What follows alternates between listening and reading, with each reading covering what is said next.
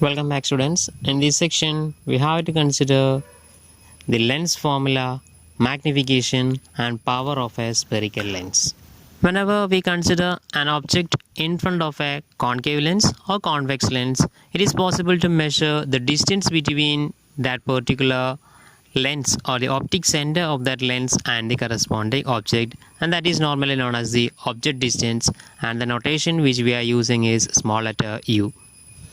And after placing that object, we obtain corresponding image that depends upon the position of object. We obtain real image, or in some time we obtain a virtual image.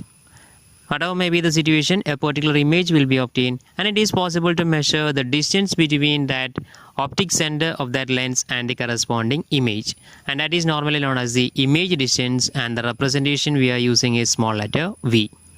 And already we learned the another term, that is the principal focus of this spherical lens for a convex lens and also for a concave lens. And it is possible to measure the distance between the optic center and the corresponding principal focus. It is possible to measure on either side because two principal foci are available. And that distance is known as the focal length, and the normal representation is small letter f. The lens formula means that is the relationship between these three quantities: the object distance, image distance, and focal length of a spherical lens. That is the relationship between object distance u, image distance v, and focal length f of a spherical lens. And that relationship is given as 1 by f equal to 1 by v minus 1 by u. That is the reciprocal of focal length is equal to the difference of reciprocals of image distance and a object distance. 1 by f equal to 1 by v minus 1 by u.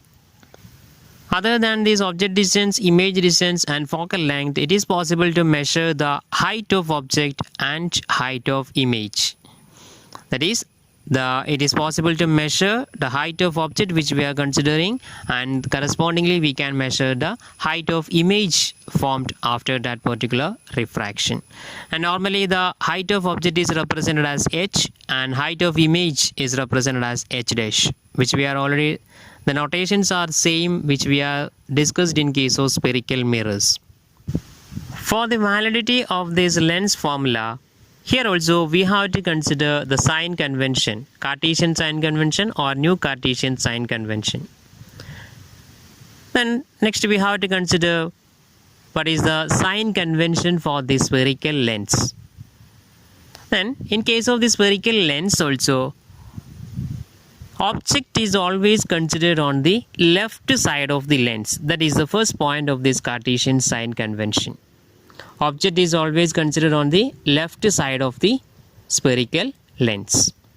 And the second point is the optic center. The optic center is considered as the origin of measurement. Optic center is considered as the starting point of the measurements along the principal axis. And the third point is all the distances measured parallel to the principal axis on the left side of the lens is negative, and those on the right side of the lens is positive. Always the object distance on the left side of the lens, and image distance, that depends upon the nature of image. Sometimes it's on the left side and sometimes it's on the right side.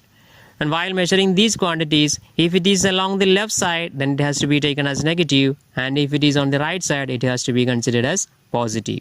And the fourth point is all the distances measured perpendicular to the principal axis on the upper side of the principal axis is positive, and those on the lower side of the principal axis is negative. Normally the object height and image height are considered perpendicular to the principal axis. All the distances measured perpendicular to the principal axis on its upper side is positive, and on the lower side it is negative. These are the 4 points of the sign convention.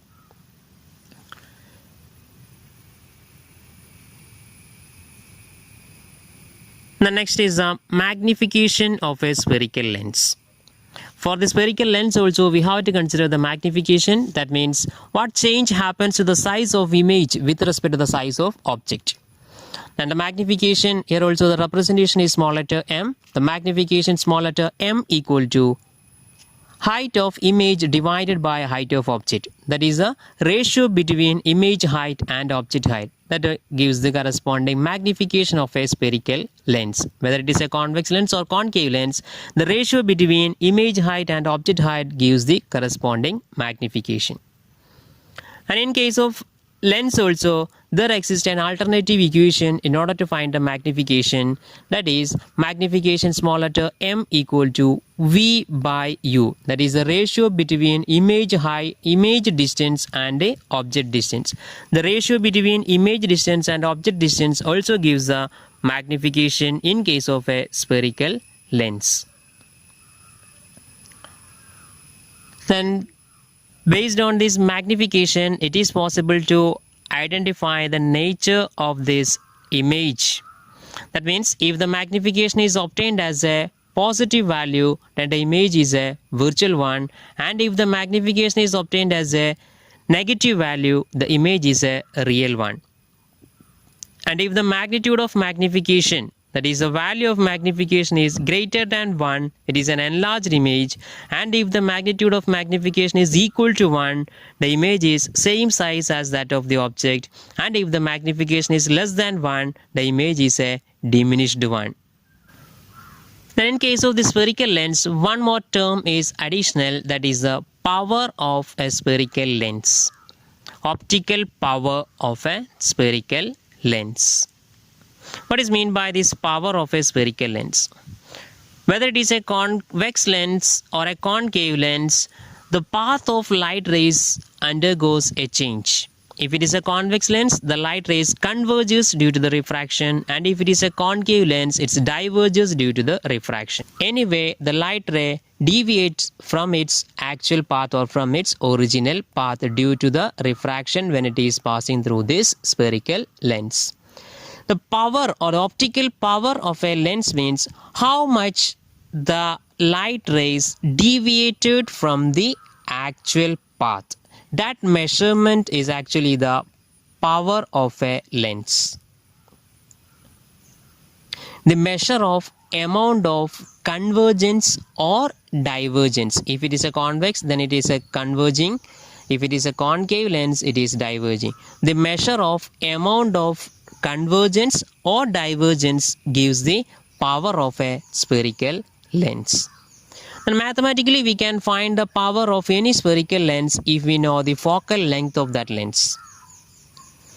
The optical power of a lens is represented with the letter P. Then the optical power P equal to 1 by F, that is reciprocal of focal length. But here you have to keep in mind one important point is that in order to find the power of any spherical lens, we have to take the reciprocal of focal length, but while taking the reciprocal of that focal length should be expressed in meter or in SI unit. So the optical power P equal to 1 by F or reciprocal of focal length, but that focal length should be in meter. Okay. Then the optical power is another new physical quantity. So in order to express that optical power, we require a unit, and normally diopter is the SI unit of optical power. Diopter, capital letter D is the notation, and diopter is the